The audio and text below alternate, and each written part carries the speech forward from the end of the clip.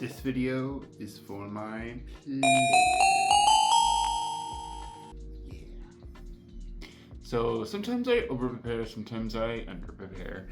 And you know, time is an illusion, and sometimes we move faster than I think, and sometimes we move a lot slower than I think. And in these last kind of few sessions, we've moved a lot slower than I would have thought, and that's totally fine by me because, you know, more time to prep as a DM, and but at the same time, it also feels like we've moved fast in some regards.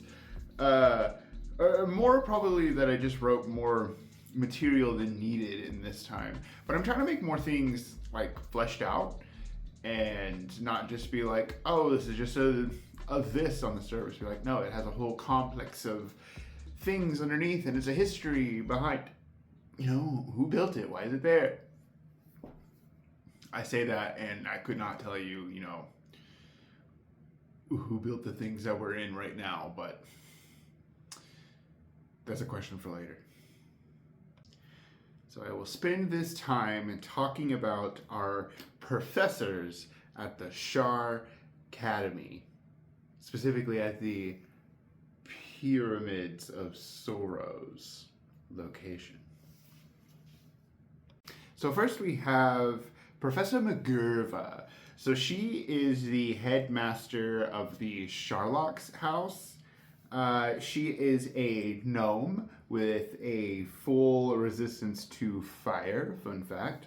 She's very bold, and she is the Nightseer for Shar right now. So Nightseers are like the highest priest of that realm for Shar. There's still a flame of darkness that's above Nightseer, but Nightseer's still pretty high up there, especially in this academy. You're not gonna come across anyone higher than that when it comes to Shar priesthood.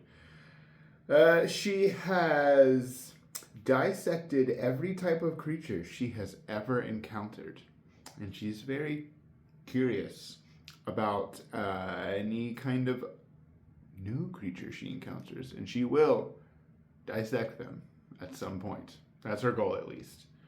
And keep in mind, for people who are not aware of like any of this, these are evil people. This is like a school of really bad people, and they're teaching people to be bad. Specifically, all of these teachers, they teach how to capture more sacrifices for Shar, the evil goddess. Another fun fact, her favorite method of torture is the Trozen Horse. That is a combination of the brazen bull and the Trojan horse. So it's a hollow bronze horse statue, and she would lock her victims inside, and, well, if you know the brazen bull, you know the rest. Fire underneath, voila. Again, not good people. Not good people. Not good people. Another fun fact, she is the granddaughter to a fantastic strategic general of the Great Finger Wars. Ooh, Finger Wars. She came to Sharcademy for power. She stayed at Sharcademy for the bodies to dissect and experiment on, because she's like not a good person and all that. Oh my god. Next we have Proffesor Lemon. Is he sour? I don't know.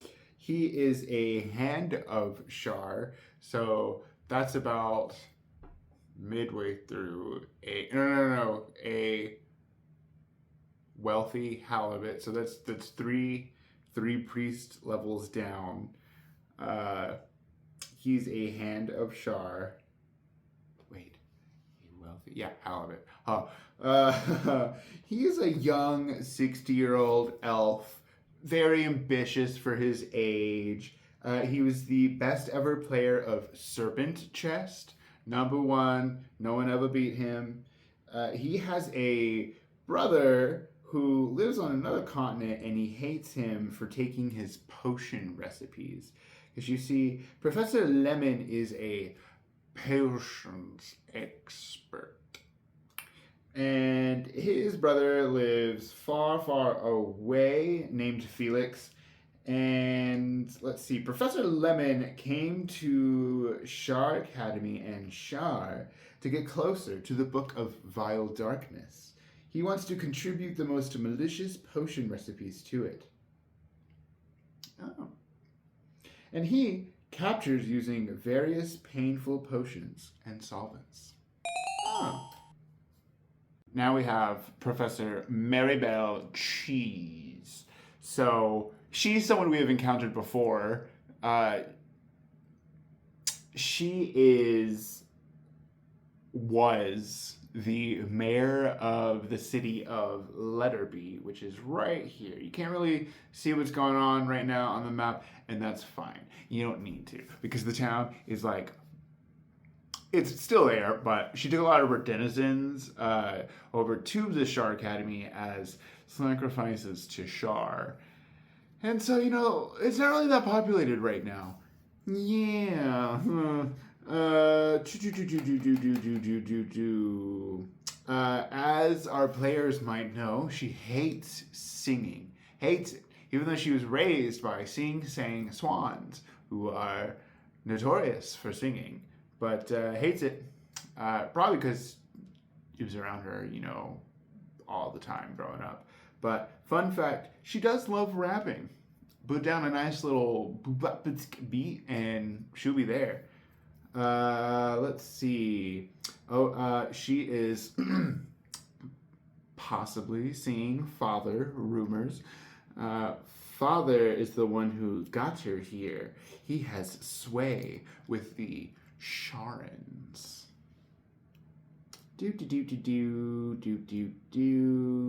Pretty new to Shar, but she's all in. She's all about that pain. She's all about that darkness. She liked that life. She met Father on a Misney cruise. Her job is to replace the book stand for the Book of Darkness every day at the Academy. She does that as a watcher. That's the lowest level of priest. Just above Adepts of the Night, but still the lowest level of priest. So it is her job to replace the book stand for the Vile Book of Darkness. And she's secretly checking in on Father's batteries. And she likes to capture people through lies and sweet, sweet promises. So, yeah, just how Professor Lemon captures through potions, Professor Maribel Cheese captures through lies and sweet, sweet promises. And I forgot to mention, Professor MaGurrva, she captures through her Trozen Horse. She manipulates groups of 5 into 10 different horses and makes... I'm sorry, the math ain't math in there on something that I wrote, but she does the Trozen Horse thing. Right, she figures that out. I don't have to figure that out. I did my job as a DM. Professor Maribel Cheese. And yeah, that's her stuff that she got going on. Sacrificed all of her citizens. Pretty terrible. Bad. And finally we have Larry Grunkle. He is a Dark Lord. So going down the list of a wealthy halibut dove, nose first, sidestep. So dove, right in the middle there. Dark Lord is what Larry Grunkle is. So, cool thing about Larry Grunkle is that he actually used to be a sentient sword named Tomorrowbringer. And He spent all of his time learning the best ways to be a sword and do all the damage he can as a sword until he's given the opportunity to have his mind put into a golem, which is what he is now. And he wanted to do this so he could experience other weapons and other forms of combat other than just the sword. He is double proficient in any weapon ever, and he can use any item as a deadly weapon. I mean, technically anyone could use anything as a deadly weapon. He captures more sacrifices for Shar with giant nets. What else would a big weapon person do? Nets. Simple. Elegant. It's a big weapon too. Yeah.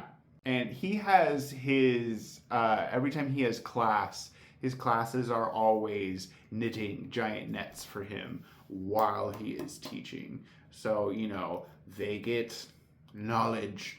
He gets nets. Win-win. He came to Shar for more opportunities. To kill. Any Hoosers, those are all of the professors at our Sharcademy Pyramid of Sorrows. I could do like a whole other talking point about all of our other NPCs who are there, because we're kind of doing like a fun little thing where so everyone here are under hoods, and so you can't really see who's there. All you have to go off is what their hands and what their shoes look like.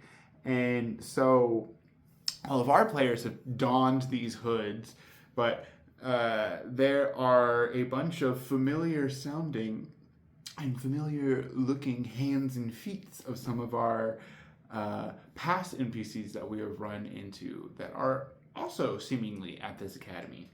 So I could do a whole other little talking head about all of those characters. Like, it sounds like we for sure know that Biscotti is there, Badoop, and Kim Jr. and Black Cherry Pie, but we haven't really gotten a full read on the others. I've heard some guesses, they've been good, but yeah, more to come there. Okay, bye my players, this one was for you. Yay!